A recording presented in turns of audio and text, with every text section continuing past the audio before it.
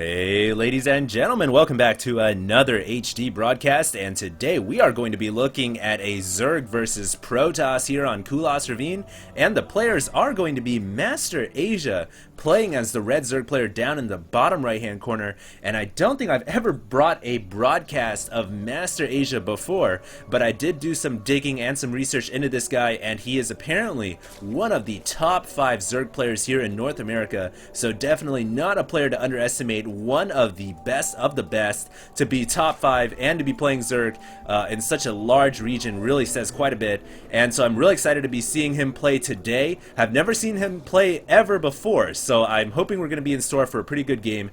And of course, his opponent is going to be the blue Protoss player spawning at the top left hand corner on the opposite side of Kulas. It is going to be TT1. And for those of you guys who are familiar with the Brood War scene, TT1 doesn't really need much of an explanation. A very established professional Brood War player himself, and is just making his mark in Starcraft 2. Really a very accomplished Protoss player. So I'm really excited to see who's going to come out ahead here on Kulas Ravine, the Protoss or the Zerg. Both of these players obviously top tier players in North America.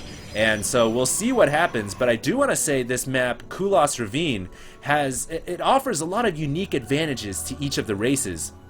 Now, the most important thing to talk about, of course, is these backdoor rocks, and of course this ledge up here that overlooks the natural expansion. Now, as a Zerg player, it can be difficult to hold on to saturation here at the natural. If the Protoss player decides to go for aggressive plays such as Blink Stalkers or Colossus, abusing these high grounds with those units can really put a damper on your natural and put a damper on your economy, and that can be extremely deadly if executed well by the Protoss player. On the other hand, of course, these backdoor rocks make great attack routes for Zerglings, and Zerglings can really, if they can pound through these rocks, if the Zerg player gets access to this, or even these rocks over here overlooking the high ground natural, they can really put a lot of pressure on the Protoss player once he secures his own natural and he's forced to watch for both of his bases. On top of that, of course, there is this double open area towards the natural, which can make it hard for both players to secure that natural expansion. For the Protoss, because of Zerglings, but for the Zerg, because of the potential of a 4-gate. 4-gate is extremely deadly on this map because it is so wide open, so easy to hold on or put on those proxy pylons wherever you please. And of course, if a proxy pylon goes here, then you also get that control of the watchtower, and you can also duck those Protoss pylons right here behind that high bush. And if you do that, the 4-gate can be very hard for a Zerg player to hold on to if they go for that fast expand. Now, getting back to the game at hand, MasterAsia looks like he has gone down for a hatchery right here at the natural, so he is going for a fast expand, but it looks like he got that gas a little bit sooner than expected, and I believe he went for Zergling speed before going for that natural, so I really like that play. A nice little twist up from the norm of going for a fast expand before getting the speed. And the reason why I think MasterAsia did this is to hold off any potential Protoss aggression such as 2-gate or 4-gate. And with that fast Zergling speed, he will be able to hold it off much easier. And it looks like TT1 might be going for a 4-gate after all. Yeah, he's got 2 gateways down, he's got a gateway and a cybernetics core with warp gate on the way, and of course the Zealot to hold off that front door, really preventing the the Zerg player from getting any kind of scouting information right now. MasterAsia has no idea what TT1 is up to, and there are 3 gateways now on the way, a 3rd one on the way. The warp gate technology is being chrono boosted, so expect to see a 4th warp gate go down relatively soon here, and TT1 is going to make his big push out. Now, MasterAsia is destroying these backdoor rocks. I really like this play because if he can destroy these rocks, he'll gain access to this ledge above, which will help him deal with Blink Stalkers or Colossus. But unfortunately for him, I don't think that's what's going to come up next. We don't see a Twilight Council yet, so it's not 3-gate Blink Stalkers. Instead, oh my goodness, is TT1 just going to push out with 3 gateways? Ooh, he's trying to block off his front door right here, and I really like this play because any Protoss player, when they go for aggression, they don't want to allow a Zergling run by to get in, so TT1's trying to position this pylon in the best position possible.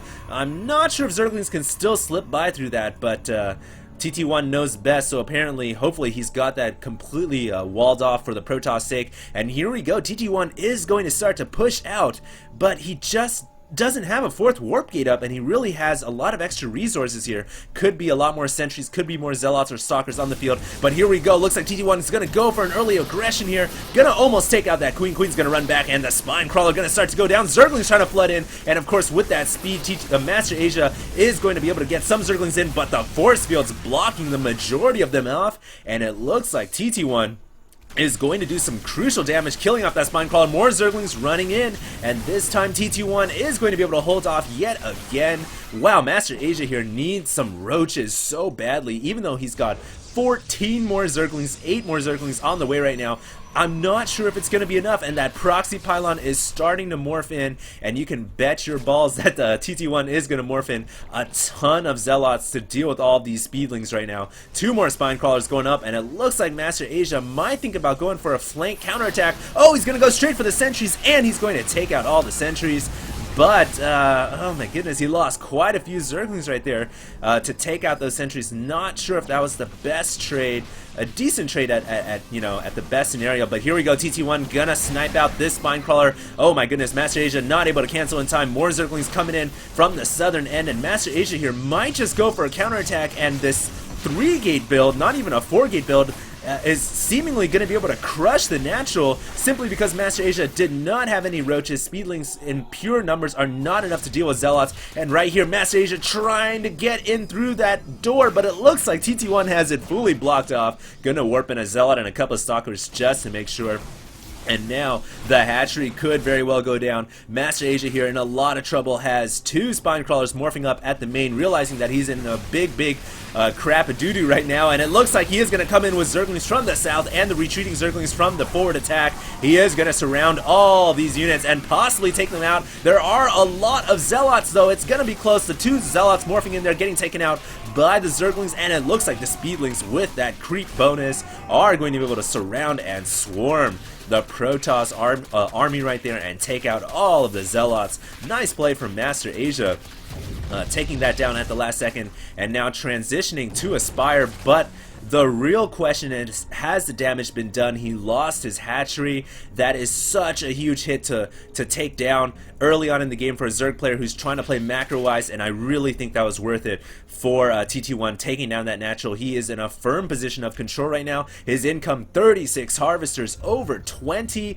My goodness, that is just such a bad position for any player to be in. Thankfully, he's trying to pull out any trick he can by getting a Spire up, and I mean, he's been harvesting this gas for such a long time, hasn't really been putting much use to it, that he might have enough gas to morph in, 5 or 6 mutas. It might help him out, but I'm not sure by how much. Oh, it looks like the pylon here was eventually destroyed by TT1 or MasterAsia, but now that the front door is open, oh nice, force fields going down here for TT1 to block off those speedlings. Meanwhile, it looks like he is transitioning into a Stargate, also getting +1 weapons. Stargate's going to be real good for TT1 getting out those Void Rays, but the thing is, there's a Spire on the way, and so MasterAsia is going to have mutas. He probably, he's going to be able to deal with the Void Rays just fine, and unfortunately for TT1, he doesn't know that. He thinks that the